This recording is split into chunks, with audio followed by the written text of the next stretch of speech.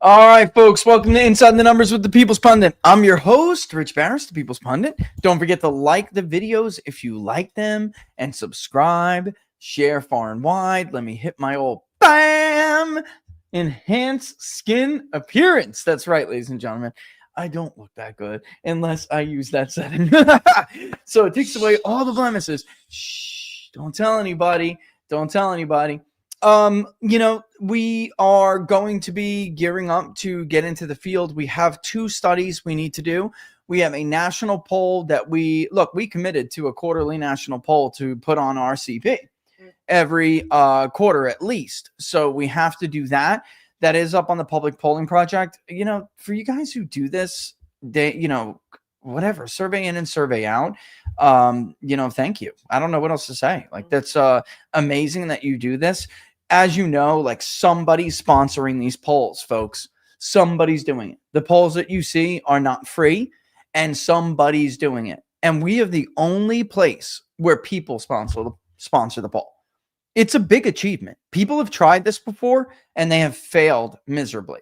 And the fact that we can get out 1 a quarter, maybe more, is incredible. And I do see your request for New Jersey, but we have the political violence study we have to do, which I'm getting much more comfortable with the questionnaire. And then we have a national poll we need to do, which is simple, easy peasy. The only thing is I'm going to add a few more favorability things that are tracked by aggregators, right? The Republican Party, the Democratic Party. So we have to change it to what we always said, which is next we'd like to ask you about your opinions regarding a few political figures, yada, yada, yada. It has to say, and it already does. Next, we would like to ask you your opinion about political figures, organizations, and institutions, or something like that. Depends what we ask about.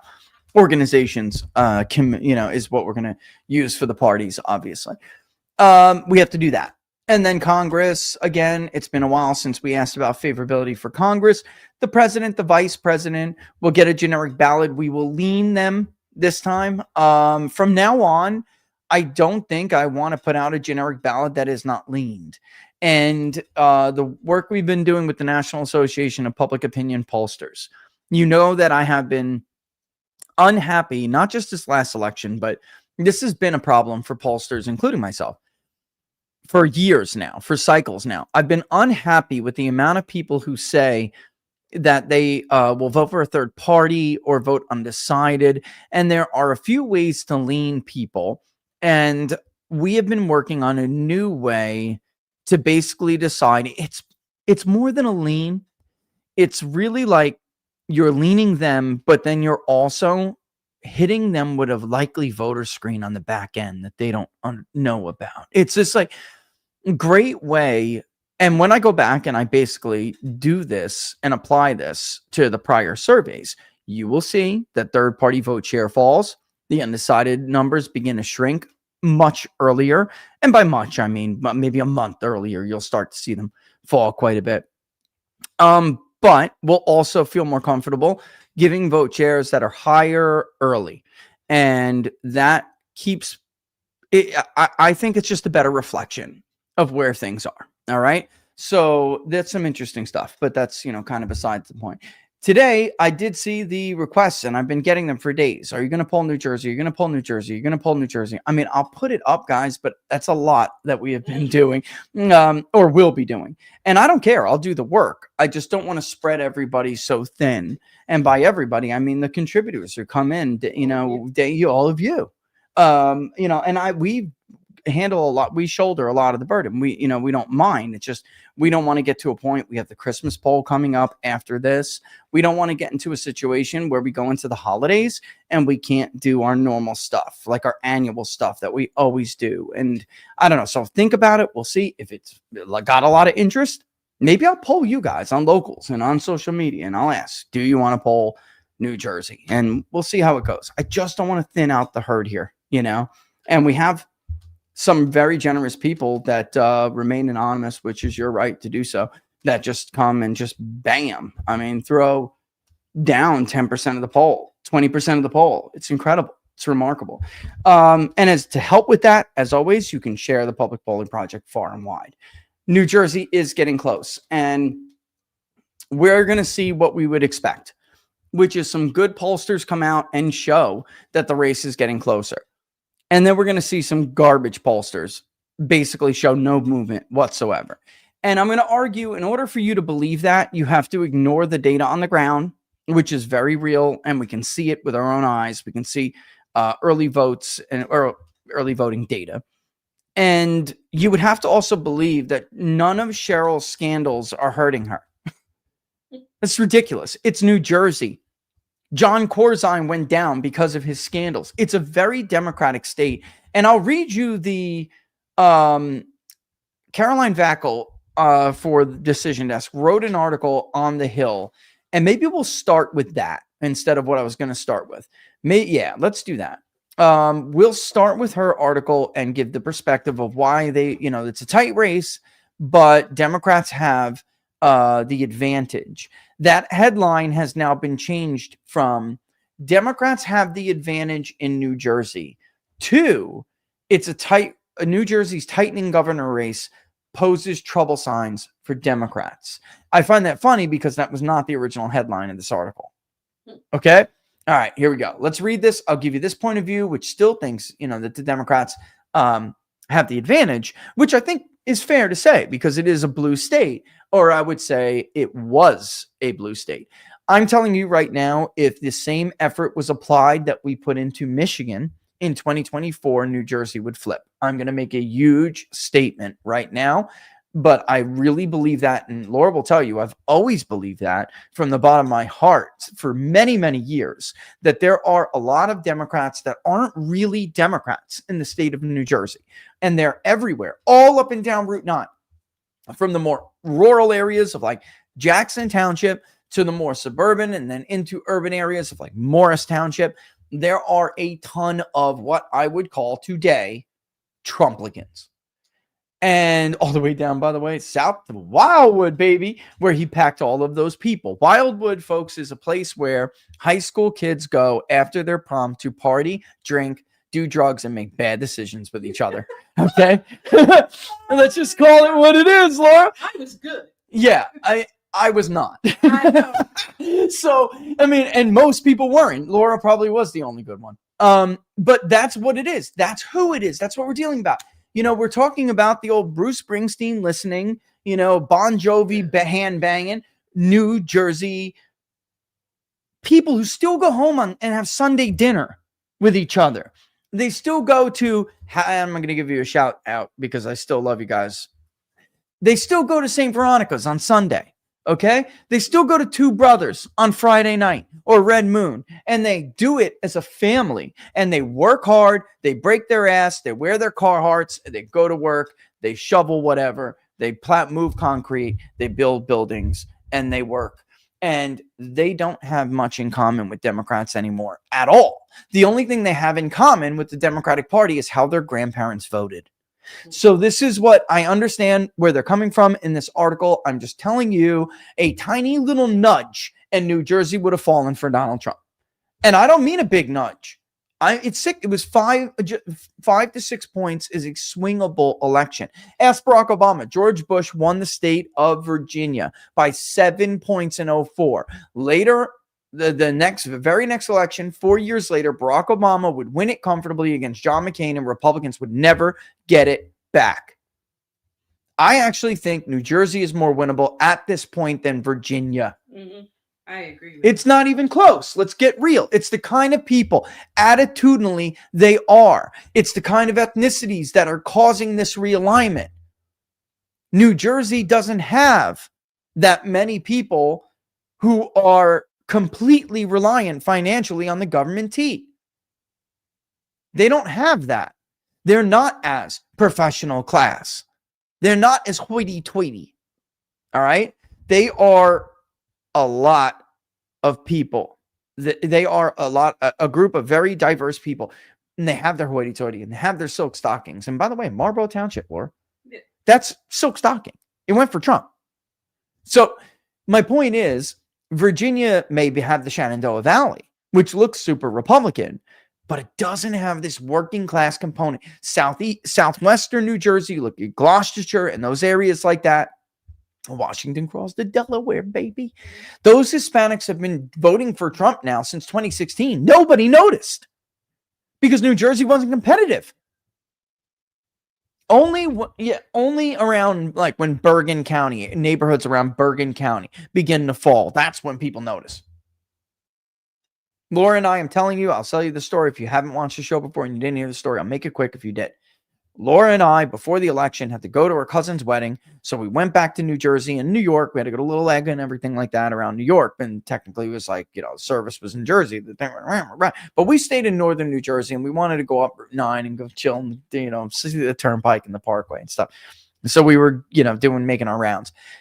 All through these areas that are not Republican areas, there were non-whites out in front. Do you guys, if you've never been in New Jersey, you maybe don't know what a U-turn is. They're very dangerous in urban areas. Okay. They're in the tiny little areas of where what is supposed to pass for grass. They're out in this tiny little patches of grass areas with Trump signs, holding Trump signs that say Trump or bust or next to the Democratic congressional signs. So they weren't ready to make that jump and cross over and vote for Republicans, but they were voting for Donald Trump. And I brought it up at that time and I said, I think this is real, guys. I see it in the data and now I see it with my own two eyes. This is real. And it was. Right? So, okay. I digress. Let's hear the safe version of this race, though. Okay? The New Jersey's governor's race is growing increasingly competitive, sending troubling signs for Democrats in a state where Republicans have made inroads. A recent poll from Emerson College Polling, Pix 11, The Hill, showed Democrat Mike Sherrill and Republican Jack Ciattarelli tied at 43%. If you look inside that poll, you will actually see that Sherrill had, and I always say Mike, I'm sorry, her name looks like Mike.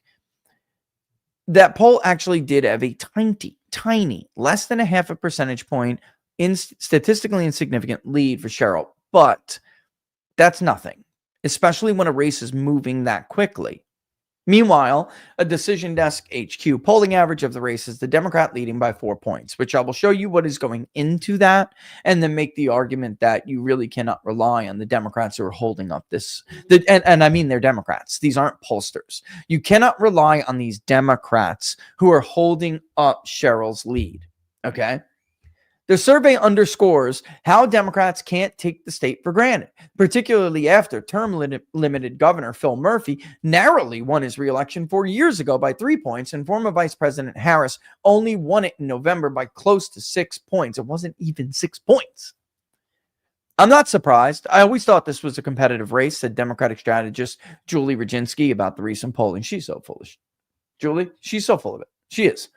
The polls showing Sherrill 7 or 8 points ahead were outliers, she argued, because I just don't think that it is possible in a state like New Jersey after 8 years of Democratic control. Now, that may be her recent opinion, but that was not the opinion of people earlier on, a month ago in this race.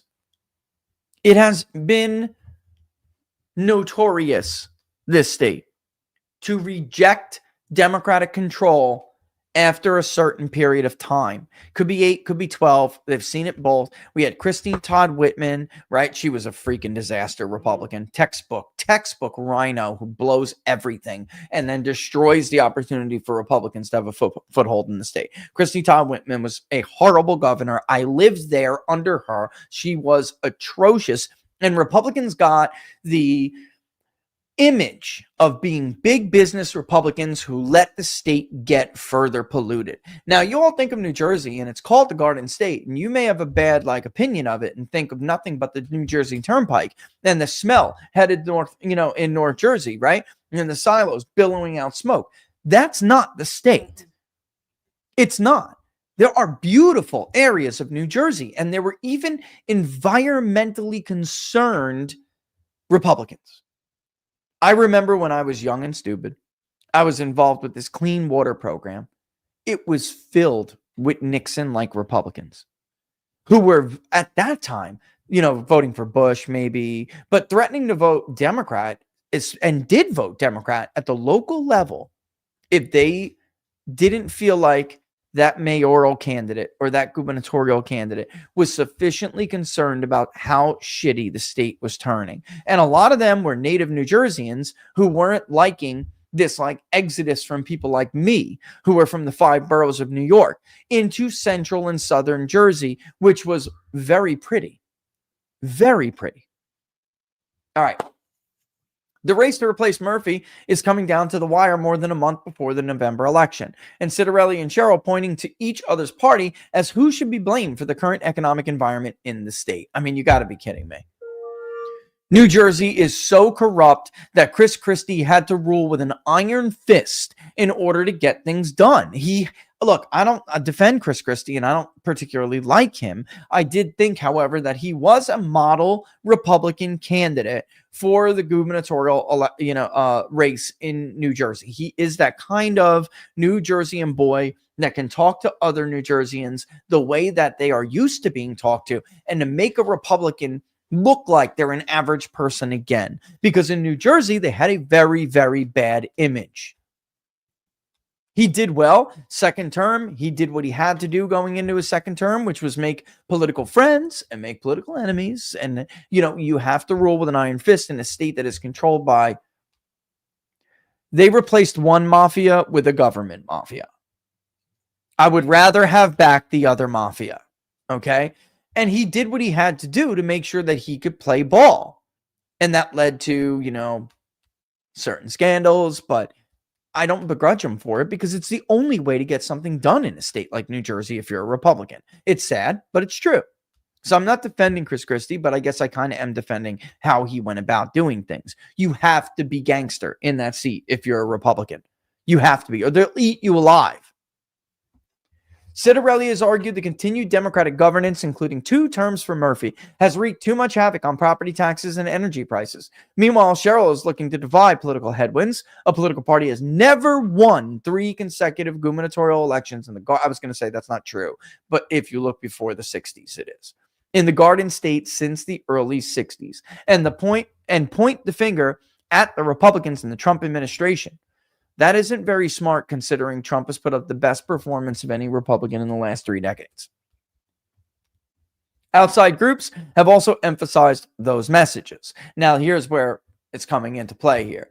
Under Democratic rule in Trenton, New Jersey families have been getting screwed on energy prices, property taxes, and public safety.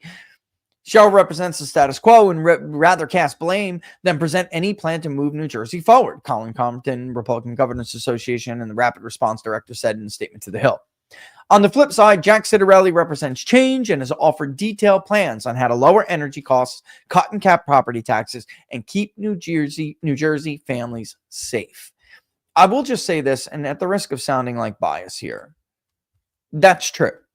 If you go through the campaign literature and you go through the paid media in the form of radio and TV ads, Sherrill doesn't have a plan. Sherrill's running a Terry McAuliffe-like campaign from 2021 in Virginia. Blame Trump, Trump this, Trump that. It's ridiculous. She's hoping that enough sane people haven't fled New Jersey and that 3.5 points is still there in Bergen County. That is their strategy. The problem is that the state has shifted markedly toward Donald Trump since that last worked. It's not the race that they could run this year because Trump was unpopular back then. He had exited the White House as an insurrectionist, right? And he was viewed very poorly. Right now, shockingly, if you look at the Emerson College poll, shockingly, his approval rating is doing pretty well in New Jersey. Now, if you look at some of the other polls that we're going to go over in a second here, they'll tell you otherwise, including one that's from that area of the country. However, they also told you Donald Trump would lose that state by like 25 points. And of course he didn't.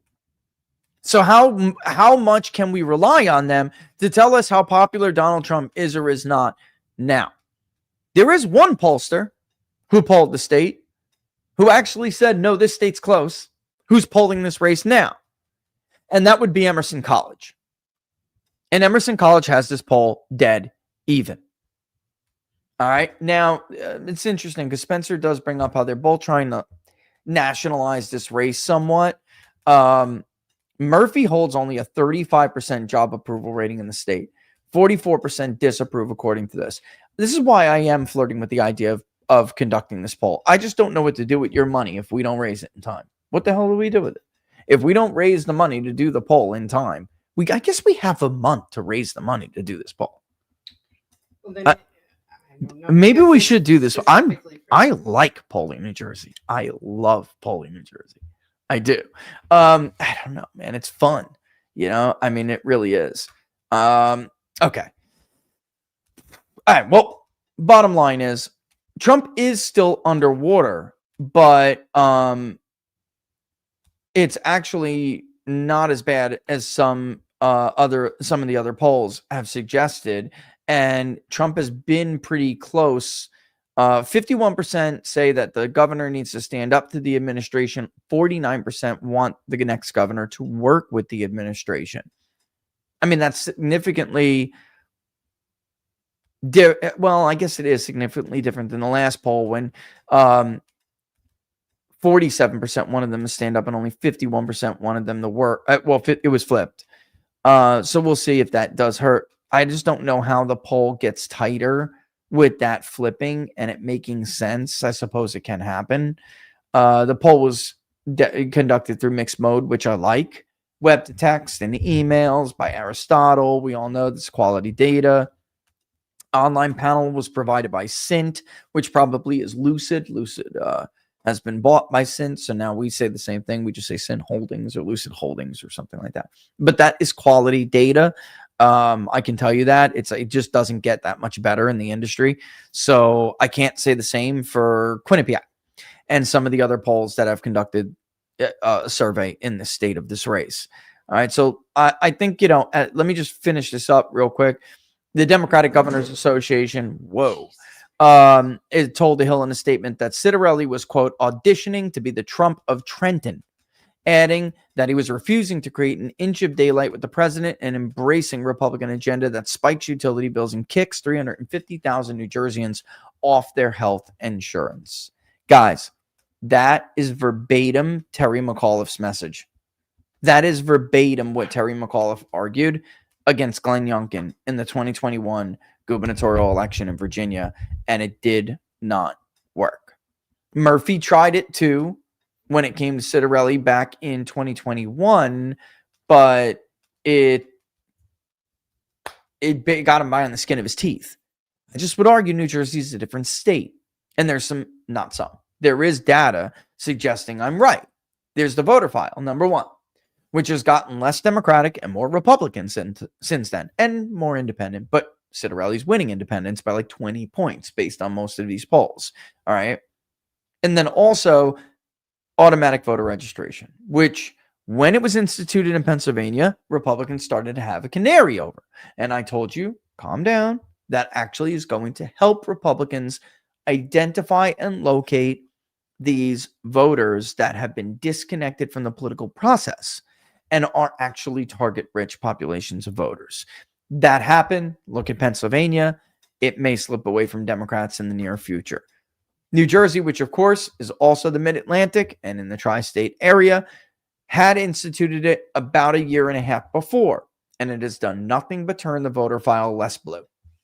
Because even though they don't have an infrastructure, and I don't care what you say, Mr. Blair, you're trying to justify your job, get real. If you were so effective, all of your people wouldn't come to me begging for data. Okay. So like get a grip on yourself, bro. It's just a reality check, dude. Anyway, that state is filled with similar, less of a hunting subgroup, but they still exist. But that state is filled with a similar group of what we would call semi-recently disconnected voters who don't like the woke stuff, don't share anything culturally in common with Democrats. The only thing they still share in common with Democrats is that they have an ancestral vote history in their family, but that's it. And rather than vote for Republicans, because they still had a terrible image before Trump, and now it's moving and that's changing somewhat, but instead of voting for Republicans, they just don't vote. They don't vote anymore. And automatic voter registration helped to identify that. And the shift that you have seen, I'm not trying to put anybody down, but the shift that you have seen in New Jersey is mostly organic. There have been some modest efforts to try to take advantage of it, but most of that is simply organic. It's not being harvested, or, there's no group capitalizing on that organic shift. And that now, they instituted it with law, an ability to easily target and locate the voters that you have let kind of go adrift. All right. Let's look at the RCP average real quick, and I'll show you what. I'm going to want to compare, I guess, poll to polls and then year to year. Fox News just came out with a poll, and it still shows Cheryl by 8. I'm telling you right now, from everyone I talk to, nobody believes that poll. Everyone's pretty sure Fox is still one of the worst pollsters in the industry, and they just don't believe it. They got lucky with their final poll in 2024. If you look at the internals, it's garbled up. It makes no sense. And it looks like Jeff Rowe's friend and his Democratic buddy, who used to poll for John Kerry, just basically copied and pasted us. And figured out how to weight their numbers to try to get the result getting. And people by the way, the poll below this poll, they looked like they were just mirroring people that they believed had a better grip on the race. And that's a very real thing, guys. That happens. I wish it didn't, but it does. And there's Jason below with Qantas, who actually did poll this race twice already. And that's the interesting part about it. If you look at Quinnipiac, they show that the race didn't move at all. +9, right? Oh, what is that? That's weird. What is that? I just heard some I don't know. I heard a robot voice or something, man. It totally threw me off. That was weird. Okay. So Quinnipiac, I don't know why the other poll is on it, basically showed that they didn't, the race hasn't moved at all. You have Fox at 8. Qantas also was in that ballpark last month. Actually, at the beginning of last month. And then the poll that they had just released, what was it, yesterday, I believe, that was conducted on the 29th and 30th of September and then released, I believe it was yesterday. They show an 8-point shift to Jack Citarelli. Apples to apples here. Fairleigh Dickinson hasn't been in the field more than once. Oh, I thought they were. They were 8 points 2 months ago. So it's not an 8-point race. Rutgers Eagleton is garbage. They are a terrible poll. They will always show these big, huge leads for even, by the way, when Chris Christie was running for re-election, they showed the Democrat with much more strength, and everyone knew Christie was going to win that race by 20 points. But even to Rutgers, you can see that the race has tightened 11 points month over month to them. So from this point now, or I should say from that point back in June to the July to August jump of 11 points, we're supposed to believe, and there were no scandals at that point, folks. That was just campaigning and the dynamics of campaigns. There were significant negative stories about the Democratic president, the Democratic candidate, and we're just supposed to believe that they didn't impact the poll at all. I think it's ridiculous. That's ridiculous. Anyway, at least it shows it's somewhat competitive, because if you compare it to the 2021 New Jersey governor race, you're going to see something very different. With the exception of Trafalgar, nobody showed this was a competitive race. Not even Emerson, who now has the race tied. Trafalgar was the outlier, saying, this race is about 4 points, and ended up less than 3. Bergen literally pulled out every vote that Murphy needed. And by the way, before they did that with the mail-in vote, Citarelli was actually winning. And then when the mail-in vote came in, that obviously changed, and Emerson flipped it. Bergen flipped it. But what we're seeing now is in the early vote data is that maybe Citarelli has a better footing with the early vote. All right, but the bottom line is here, I'm trying to show you, the 2021 race was not viewed to be competitive. Monmouth, who's in central New Jersey, Monmouth University, is smack dab in the middle of central New Jersey. They're supposed to be a gold standard pollster, not only nationally in every other race that they poll, but in their own damn state. And they blew it. It led, geez, he's out already for so long, I can't even remember his name. Oh my God, how did I forget his name? Is he that irrelevant already? That forgettable? No. His last name is Murray. It's not Mark Murray. Patrick Murray was forced to write this mea culpa. It was actually even worse than that. He apologized, but then he went on to say that I think all polling is broken. And then now, of course, Monmouth's doors have been shut. After the 24 election, Monmouth has been shuttered. No more funding for you. You're out of here. But of course, all polls weren't broken. Just the polls you see up here, minus Trafalgar, were broken. Fairleigh Dickinson overstated the Democrat by 6 points. Rutgers-Eagleton eventually came down, but in truth, they were much worse in the very beginning of that race. Rutgers-Eagleton had Murphy ahead by 26 points. I kid you not.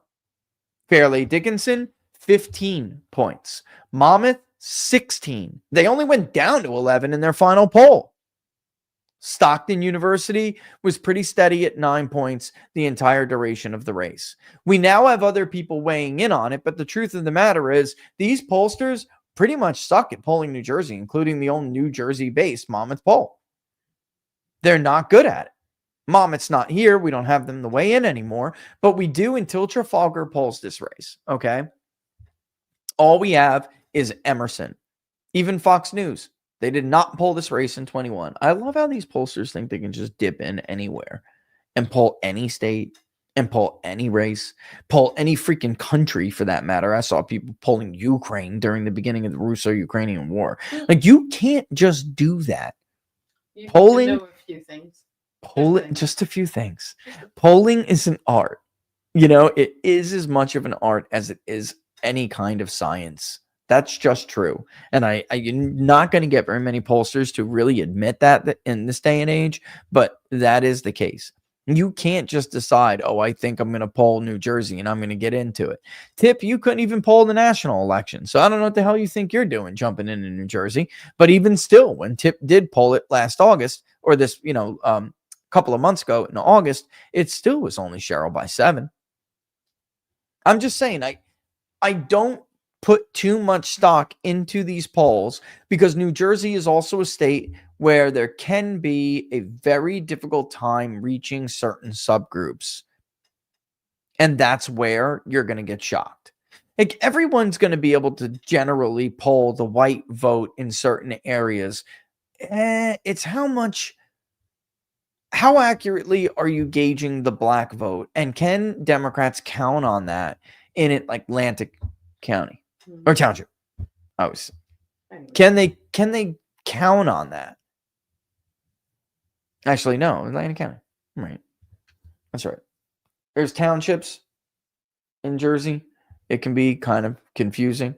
I always thought that, growing up in New York and New Jersey, that was just the way it was done. Well, you just do. You have nothing else to compare it to.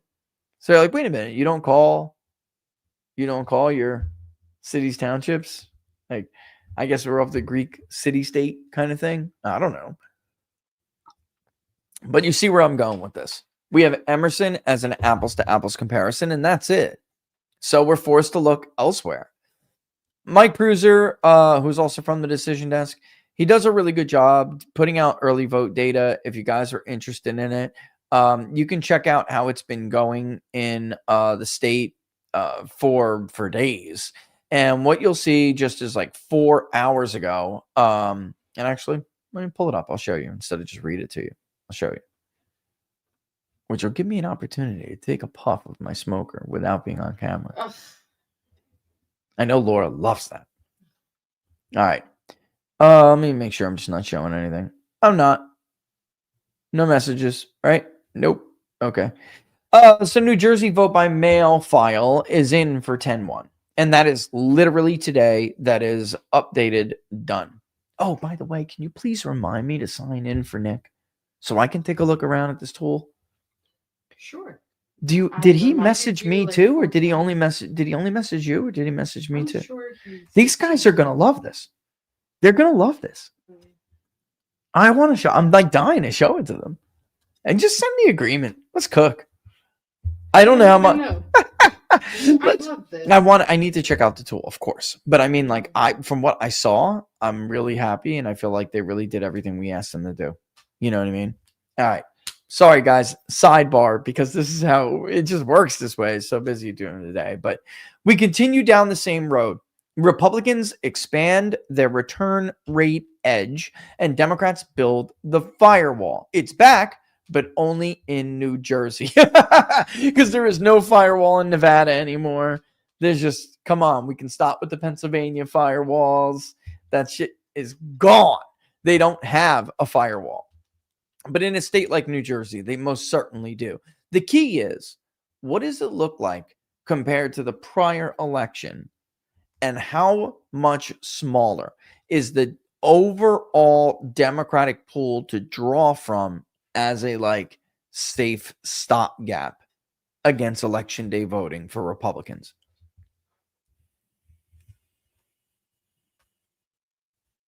All right, here we go. We're 24 days out from early in-person voting, but to me, early in-person will be the most telling data point. Me too. And it's a simple one. For the Citarelli campaign to have a chance, they need to see Republicans outvote Democrats in the 8-day early voting period. I totally agree.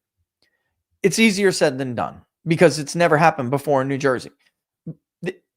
I'm going to stop there real quick and just say why I do agree and why I do think that it is easier said than done, but it is possible because we kind of saw this thing play out in 24 where they never outvoted Democrats in early in-person voting, even in the very short hours we saw in Pennsylvania over the last two elections, because it's new. There was no early in-person voting before COVID.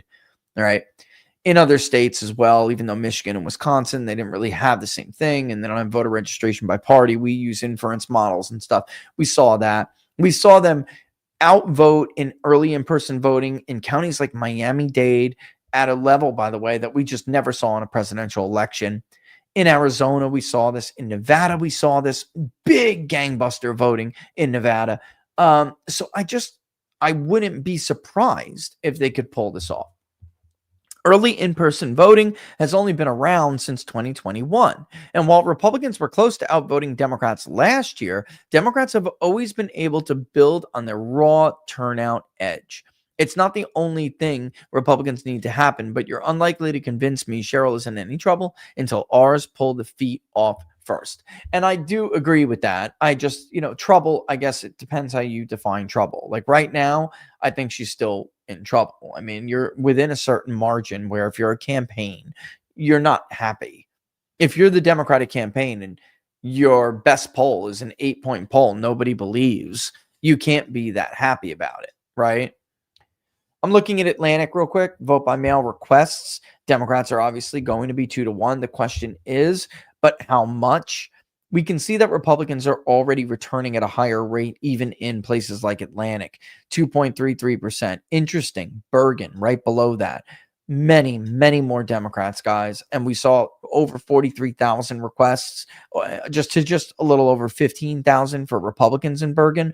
But look at Republicans returning at a massive rate. That other is going to be so key. How much Citarelli wins the other is going to be so key. But right now, Republicans are returning 15.3 to 14.6.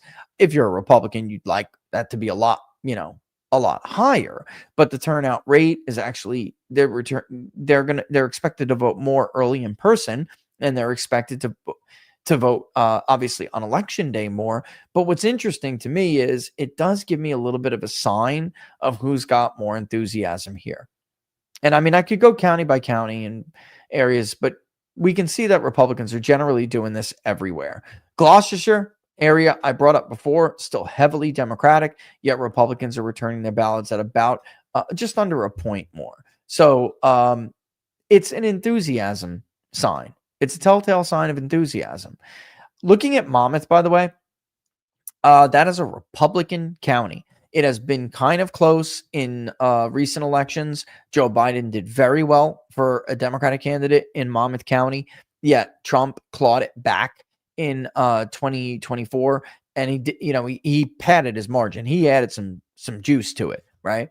And then Ocean is also a Republican county. Look at how they're voting. I mean, they've only put in 2,000 less requests than Democrats did in Ocean County. And that is actually one of the counties where they're returning at a lower rate. There's only a handful of them, right? So it's just why, by the way, because I think Republicans have done a very poor job at this. Is what we're seeing here again is organic. It isn't like there is this massive effort to make sure that Republicans turn out to vote early. I know I don't mean to insult anyone. I'm going to have some douche on Twitter write something like I get all the time. I don't care, bro. You're not sophisticated. Shut the fuck up. You're making a clown of yourself. There are you don't have the resources nor the knowledge to do what needs to be done to really turn that around. You're riding organic coattails right now. And it's glad I'm not downplaying that you're trying. Great, you're trying, but it's not where it needs to be. So let's just cut it. Look at Cape May, by the way, 18.3 to 17.3. Very, very interesting. All right, but they will have these counties like Monmouth and Ocean, where there is this tradition of voting in person. Now, it's easier to get Republicans to vote early if you get them to vote early in person. And that's why, to me, I agree with what Michael's saying here, because there has been in cycles where Republicans have been able to succeed and kind of turn this around. You usually see it in the numbers in early in-person voting first. Why? They don't want to put their ballots in the mail. The least trusted form of voting for Republicans is to take their ballot, even if they're voting early, and put it in the mail. There are exceptions to this, or there have been exceptions, like the state of Florida, where they used to actually romp absentee ballot. And Democrats used to lead in early in person. That is even for Democrats lead in nothing now. They just get crushed. But even in Florida, where there was a culture of early mail-in voting, it's given way to early in person. We have studied this ad nauseum, folks. Republicans today do not like to send in their ballot through the mail. They don't trust the postman.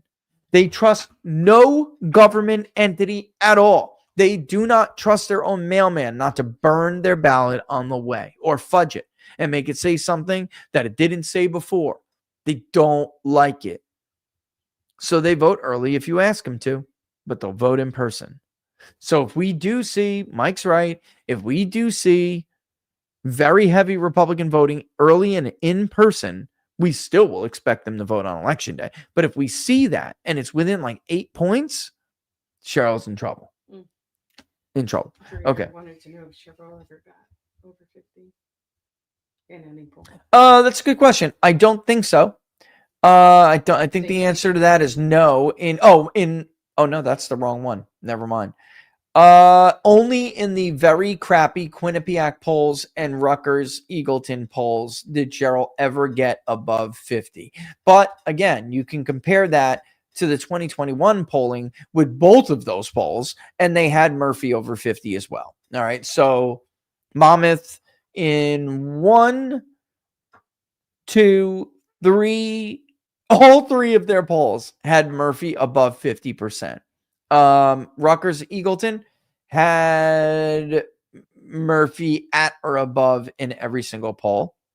And Rutgers Eagleton had at their final poll Murphy at 52. Nobody's had, this is interesting though, Cheryl was higher than Murphy ever was, but only in one poll, and that's the Rutgers-Eagleton poll. Everybody else at the same time of conducting the field work as Rutgers-Eagleton had her in the 40s.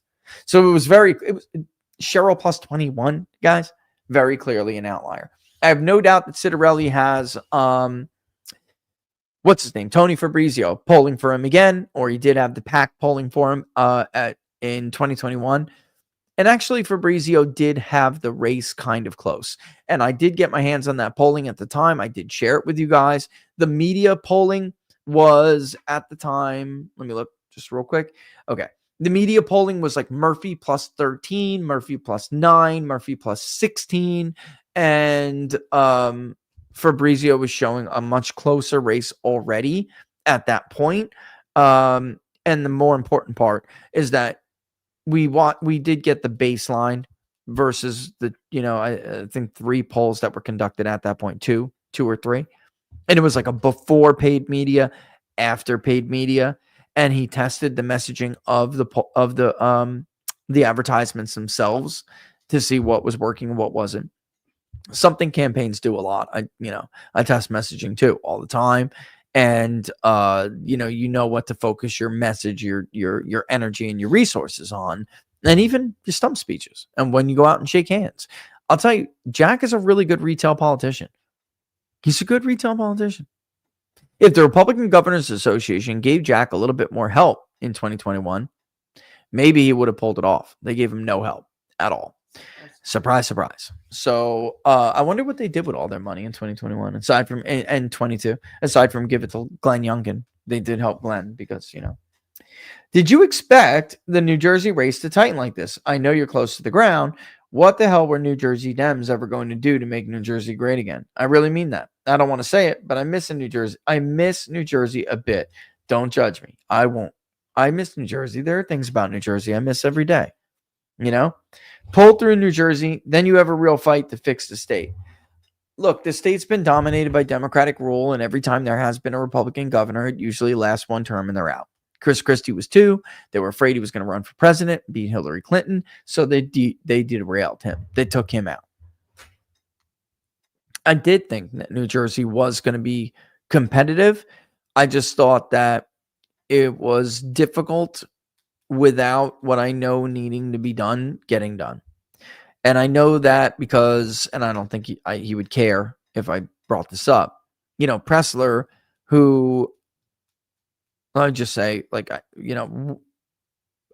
how can I say this? Pressler, who wanted similar tools to what was made available in the Great Lakes battleground states to find and locate and reach out to these voters and get them motivated, get them on the rolls if needed to vote. And honestly, most of them are on the rolls already, but they may not be on the rolls as a Republican, and you have to know who that is and to go identify them and go reach out to them. And then there's a way that it needs to be done, because Republicans are different animals than Democrats. They don't like strangers knocking at their door. Who the hell are you? They're more naturally skeptical than Democrats are, and they tend to be less fanatical around politics, whereas Democrats, it's all about the cause to them. Republicans, they have other priorities. They have their family, their faith, their work. It's just true. I'm not dogging anybody. It's just true. But it was easier for Republicans to make this push when Biden was the president and he was unpopular. What's working in their favor now is the recent trends, thanks to Trumpism, and also the fact that the state doesn't like re-electing 3 terms in a row. They don't like it. They have a very long history of booting Democrats after 2 terms. Republican gets 1, and then we're right back to double term Democratic control. The policies in between that, though, Andrew, haven't really changed. What has changed is a lot of people have left New Jersey for greener pastures, because they took their guns. Their taxes are ridiculous. Property taxes in New Jersey are ridiculous. I cannot believe my old man, I'm 43. I'm going to be 44. Oh my God, in a few days. Oh my God. Consult me. Consult me. I'm not aging with grace, honey, at all. I'm not. I'm literally in the gym every day trying to fight Father Time, and it's impossible. And I know it's impossible, but like, I'm gonna go down with the big middle finger in his face. Like I'm not liking this. What was I saying? I'm 43. I'm gonna be 44. When my father was my age, the property taxes that he paid in New Jersey, which are worse now, are actually still higher than I pay on my home, which is twice the size in North Carolina. It's outrageous. Energy bills are outrageous. If you are still, unfortunately, dealing with like an oil, oiling, what do they call it? You heat your house through oil, which I know nobody has anymore. God forbid. I mean, it just costs a fortune to keep your home warm in very, very cold winters. The homes themselves, the home prices themselves are ridiculous, right? I mean, it's just unreal. And by the way, Wallet Hub named New Jersey is like the #1 state to live in, to raise it. Like, I kid you not. And I'm just laughing hysterically. Like, you leave it to these people. Being covered or having health insurance, let me put it this way. Having health insurance is not the same thing as being covered. You could have Medicaid that, they expanded, and it doesn't matter. You're not going to actually get care, not good care. So Wallet Hub, when they grade these things, they always healthcare is such a huge part of that methodology. And I would argue I would rather be in Florida. North Carolina does have some issues with that, honestly. When you're like someone like me and you're in this catch-20, I'm a vet. So like I'm always a pain in the butt. I'm a pain in the butt for my family because I am not allowed to buy my own insurance on the exchange. So if you're in a state like North Carolina, it sucks. It utterly sucks. I would rather pay for my own insurance, and I'm not allowed. It's ridiculous. But if in the flip side of that, if you're in Florida, it's okay because the healthcare for veterans in Florida is amazing. Amazing. Especially where I was. Boy, I was selfish. I mean, not selfish. Spoiled. That's the word. Yeah. Spoiled. Had no idea how good I had it. And a huge medical center for the VA, which was connected with 2 universities. It was just amazing. Amazing. And my own doctor was like the head of that department for the entire South Georgia, North Florida region. That was my personal doctor. Miss him too. I remember, little funny story. I remember after the 2020 election, I mean, he knew who I was, but like his wife was always like, that's no way, and I go on Tucker and they're watching, they're eating dinner and watching Tucker together. And he's like, that's him. There he is. And she was like, shut up. And he's like, I'm going to need a picture because my wife doesn't believe me. It's so funny. I miss him. He's so great. So great. Yeah. Is she really clicking and posting everywhere? An oil. Thank you, Kathleen. Jeez. An oil furnace. Thank you. They still got them like that in Jersey like that or no? I don't know. But did you see that, Kathleen? I did see. I'm trying, Kathleen. I'm doing my best. I really am. I'm doing my best. And when I had to go for a procedure, actually, Kathleen, I wasn't allowed to vape at all after midnight. And I thought it was going to be much harder than it was. I just put a Zyn patch in my mouth and went to sleep. And when I woke up, I was more worried about the procedure than anything. So I wasn't really concerned about it. I really should never have even. Yeah, I know. You girls are right. I'm not even going to argue with you because I know you're right. It's a bad habit. It's not good. In truth, Kathleen, it's worse than smoking ever was. It is. And I used it to get off of smoking many, many, many years ago. And I got off it very quickly after that. And then I went back to it when we moved and the house was done. And I'll just leave it at that. And I had extra. And that extra drove me crazy. and vaped, and then it pushed me back to vaping. The extra. And I'm just gonna say extra because she may be watching. Mhm. And then it pushed me back to vaping, and I haven't been able to get off of it since. And it's been very, very difficult. Very difficult. Bianco, you know, I don't know if you're in Florida, but it's amazing there. I'm look, there are two places or three that I would suggest going if you are a veteran and you're going to live in Florida. One is Gainesville if you don't mind being landlocked. No, I live in Florida. He said I'm looking for a place to live in Florida. Oh, Yeah. Never mind. My bad. You'll be landlocked, although it's not that far to either coast. But you know, I personally like the water a lot. But there you'll find the Malcolm Randall VA Medical Center, and that is connected with Shands. They're partnered with Shands and the University of Florida.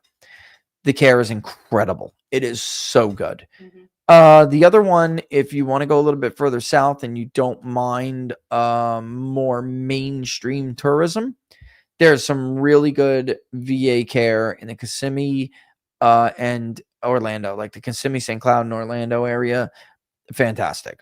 I had a friend who, even though he had access to the care near Gainesville, which was amazing, still loved his doctor and the care he got in Orlando before he moved so much. He drove every month. And he would drive down to Orlando because he loved it that much. And then the other is on the West Coast, and that would be like in the Fort Myers area, the Tampa area. That's Laura and I's heart of Florida. We love the West Coast of Florida, the Gulf of America. Now, Siesta Keys. the Siesta Keys. Oh, that's my favorite beach in Florida. It feels like you're walking on baby powder. Mhm. It's And the amazing. sand's white. And the sand is white. It's incredible. I also like Venice Beach quite a bit, but all of that, again, that's in, we're talking about Sarasota. Mhm. Incredible. And that's the Siesta Keys, really. But Fort Myers, Sarasota Sarasota. had good Yeah. VA care. That's why I'm saying, like, the Fort Myers area, Fort Myers, Sarasota, incredible VA care. Laura and I, once things like, we got kids who are going to college soon, so we can't do it now. But when we try to get another house in Florida, like, it's definitely going to be the Gulf. It's not even close. Dealing with the hurricanes, okay. Well, that's what Generac's for, okay? Like and sandbags, which is what we used to do. And insurance. But that's what we used to do. Laura would help me. I didn't like her busting her butt, but like, she wasn't going to sit there and do nothing. Hurricane rolling in, the kids, maybe with the sandbags. You pile those sandbags up, man. You do what you got to do. It's worth it. It's that nice. And filled those sandbags. Yeah. I wonder if Paul's watching. He knows he's got family. Paul, one of our viewers, also member of Locals, also an elected official, hardworking guy. He's got family down there. He knows, gorgeous. And those three areas in Florida is where I would suggest going if you're a veteran. Jerry said, I did jet skiing in the St. Petersburg, Florida area a few years ago. Unbelievable beaches, a ton of fun. It's awesome. It's so awesome. I fell in love with it immediately. I've been face to face with barracuda, bull sharks. I love it.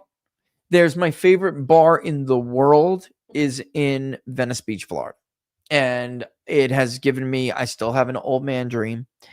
And that old man dream is to finish my pilot's license and get a place like this bar where I could just get like a little, like a Cessna, Waterland, little water plane, and give people like a couple, like, for a few bucks, give them a little tour of the Gulf, come right back down, land it right next to the pier, dock it, and have a bar and a restaurant. And that is my dream. That is our dream, actually. So I am so down with that, but I don't want to live there permanently 24/7. Well, right. We don't have to. Mhm. That's not the point, is it? You get in the plane and you peace out. Mhm. You know what I mean? You get in the plane and you peace out. Because I do like my phone. Yeah, me too. I can't not have. That's why we would not live there 24 365 24/7, because it's cold today. It's October 1st. I'm thanking the Lord that it's cold today. I miss, speaking of New Jersey. I mean, when you grow up in New York and New Jersey, especially in a Catholic area, and you grow up around all the traditions that you'll see there, there is no, for in my mind, there's no way to forget how magical the Hudson Valley is in the fall. Even though, Democrats like, Kirsten Gillibrand ran as like conservative Democrats to wreck places like Bear Mountain, only to require a corporate ski lodge company to come in and kick out all the illegals that she allowed to sleep all over the place. Thank God they restored that place. That was a magical place when I was a child. Ebbets. Owen, you in here, bro? I think I got my hat right here, bro. Is this it? No, that's my other one. No, it's in the hat bin. It's in the hat bin? Egbert, baby. How do you get more magical than Egbert? I don't know. The Hudson Valley. The Hudson Valley is one of the most beautiful places, and especially if you go a little bit further north, because they keep infringing on the natural beauty. Barnabas Island. My godfather used to take me out there on his boat. It was crazy. It was great. The history that's there. Sleepy Hollow. Is there any more magical place to spend Halloween than the area from Sleepy Hollow? And it's just gorgeous.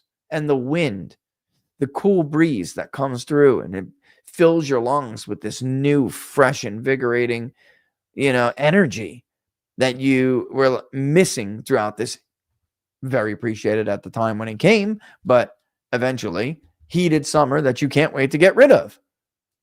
And that gives way eventually to a darker but grayer and then eventually whiter, beautiful winter that, I didn't know, that when I was a kid, I didn't know there were places that didn't get snow. How could you have a Christmas without snow? It didn't make sense. It didn't make sense. It was unnatural. Every TV show shows snow. Every TV show had snow. The Chipmunks. Christmas time is here. Oh, That's New York City. Come on. And maybe I wasn't even in the city all the time, which I wasn't back then at that time. Once Upon Christmas. Once Upon a Christmas. What else do we have to say here, folks? And it's like they destroyed these states. Yeah. So you have to find your own little Christmas Carol. A Christmas Carol. A Christmas Story is Indiana, the Midwest. Did you ever see it in the palms of? Yeah. I mean, there's some like gaff movies we could remember where it's like, a Christmas in LA, a Christmas in Beverly Hills. What? No. Santa doesn't even go to those places. Those are bad boys on the naughty list. Bad boys and girls. Santa doesn't visit them. You know what I'm saying? A White Christmas, Vermont. Boy, they wrecked that thing. Sorry. But you know what I'm talking about, guys. So, like, we would never be able to live there 24/7. It's 3:04. We're going to have to get ready to go get the little one. All right. With that in mind, folks, I guess maybe I'll put it up. I'll put it up and we'll see if it funds. I'll see if we can do New Jersey. We will have a month to fund it. Right? Yeah. I mean, it's November, whatever. Give me my calendar. Yeah. Let me see my calendar and I'll know what. The handy dandy. So the first Tuesday. It will be November 4th. That is election day in New Jersey. Okay.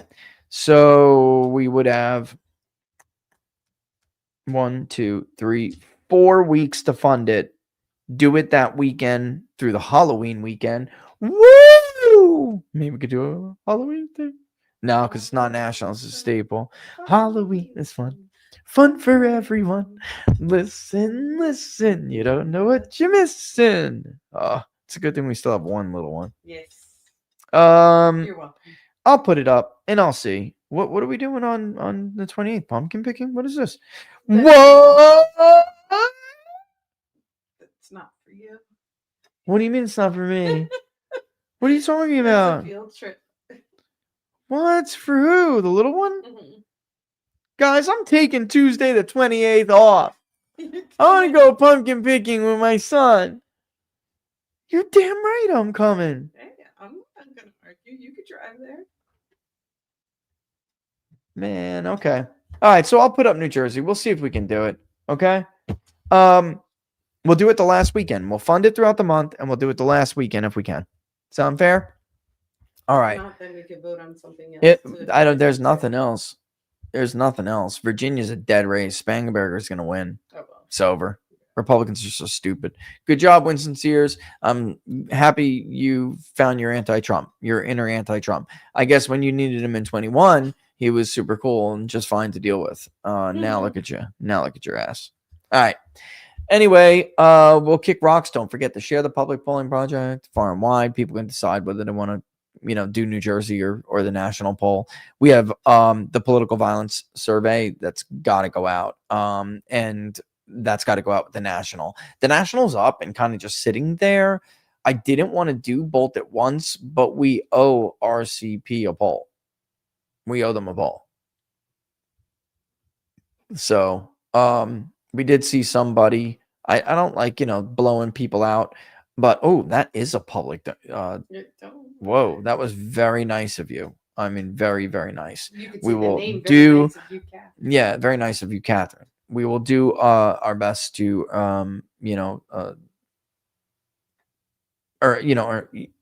we will do the very best job that we can to honor your contribution. Yeah. So, yeah. What's private? I don't know, Norm. What are you talking about? The private public polling profile? I wouldn't give to anything that's if it's not private. I mean, if it's not public, it's not me. It's not me. If it's not big data poll, that is not me. I would not give to anything unless it shows you who's contributing, how much they're raising, who's conducting the poll. Are they transparent? Are they giving out their crosstabs? Do they tell you where the data comes from? Does it come from L2? Does it come from Aristotle? How are they conducting it? Is it on like phone? And you know what? We need to, if you see anybody that you think is a scam, send it our way and we will thrash them. Okay. Yeah. Do not. Yeah. No, Norm. That's bull. That's bull. That is somebody who's trying to make you think that they're me and they're trying to con your money. There's a whole bunch of people also sending out messages. I need to warn you guys about this. Owen got one, I think, or somebody got a bunch of people have, but I mean, like one of the locals people got it, and it basically pretended to be me and asked you to make a crypto investment. Guys, I'm not asking you to make a crypto investment. I would not do that. First, if he does not say it here, it's not happening. If it is not on inside the numbers, it is not happening. It is not real. And I really hope nobody has ever gotten conned out of their hard-earned money by using my name. And let me tell you this. If I find somebody who is conning people using my name, and I ever find you, I will break every bone in your body. I'm not kidding. No, I'm not kidding. I will stick my foot so far up your ass. No, there's better ways to deal with people like that. I will, like, it's coming out your mouth, dude. Okay? If I ever catch somebody conning people using my name, it's go time. I could find you, probably. Understand that. Like, you should probably not try to impersonate the big data guy. All right? There are probably easier, safer targets. That would, I'm going to make someone pay for it, All right. With that in mind, don't forget, like the videos if you like them and share them far and wide as you can with the public polling project. Again, last thing I'm going to say that I think Mike really nailed on the head. The early in-person voting in New Jersey is going to tell the story. And I don't want to hear from Republicans if they don't make the mark or come close to the mark. I don't want to hear from them, well, they're going to vote on election day, blah, blah, blah. They won't be able to overcome the Democratic vote by mail if they don't early vote. And yes, I understand it is difficult to convince a Republican to vote by mail. Then you got to see those numbers early in person. And if you don't see it the way we saw it in Texas, which was not. But it's best early in mail because if it's not, you have weather to debate. You have. I agree. I agree with you. But from our research, they're too. They just don't trust anybody. They don't trust the chain of custody. They don't trust the mailman. They don't trust the person the mailman gives it to. They don't trust the sorters. They don't. It's Postal Service did no justice. no, they did themselves dirty. Yeah. We all know they burn ballots and crunch ballots and lose ballots and rip up ballots, and there's videos of it. I mean, it happens. These are post office people can be some of the most fanatical people out there. I'm not, not everywhere, but in a lot of these places they are. All right. I'm going to kick rocks. Thanks for hanging out with us, guys. And we will see you tomorrow. Actually, locals, I'll see you on CarPlay as soon as my daughter convinces me. I don't know when that's going to be, but man, I love that. Shortly, huh? All right, guys. I'll see you soon. Thanks for watching Inside the Numbers with the People's Pundit. All the best. And don't forget. Deuces. You got to read.